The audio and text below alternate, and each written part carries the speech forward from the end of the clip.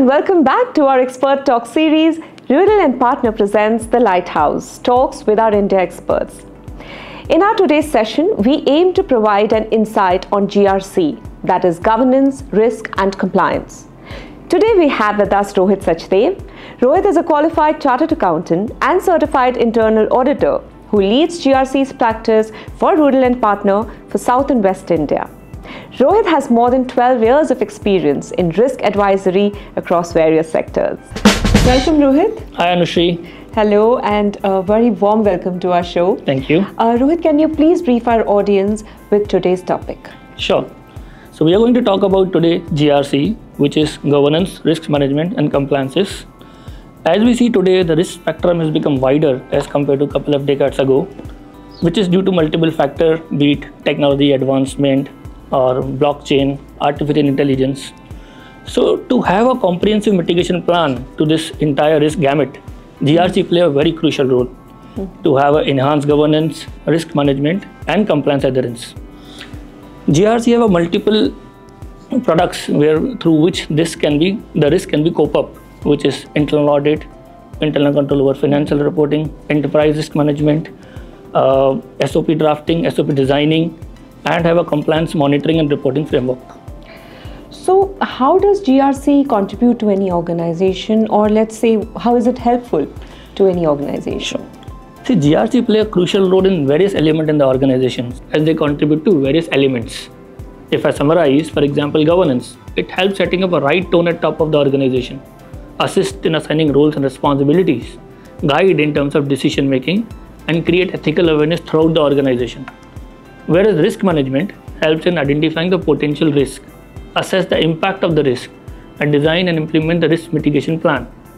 And whereas compliance, it assists in identification of relevant laws and regulations, adherence to applicable laws, and maintain the documentation which include license and certification, etc.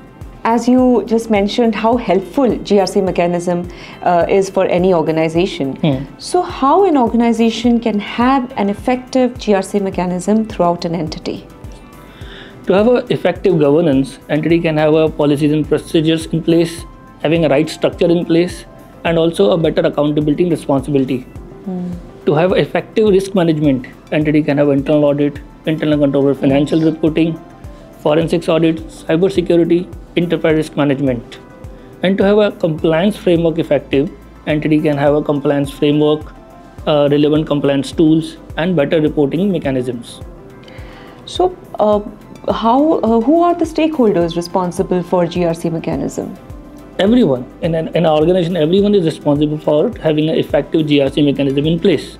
However, everyone has a different responsibilities based on their respective role in the organization. Like board is responsible for oversighting and directing the GRC framework. Senior management is responsible for implementing the GRC guidelines.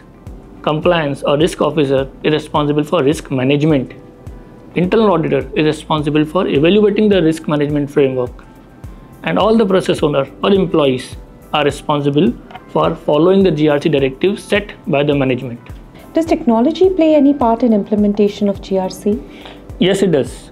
Today, various organizations have the ERP in place, which is enterprise resource planning, which takes care of their supply chain management, their logistics, their invoicing, their accounting.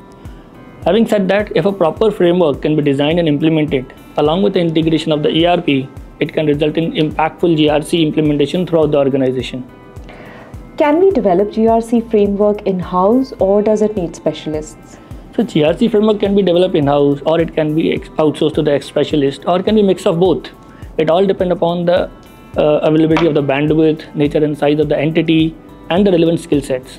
However, if the support of the specialist can be taken, it can bring the expertise and experience, which will result in timely implementation of GRC in the organization. Absolutely. So is there any regulatory requirement for GRC framework to be in place?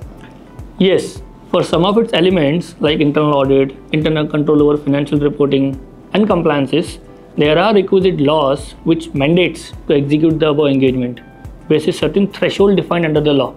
However, it is always advisable to implement the GRC framework to add value in the existing processes and not just to meet the compliances.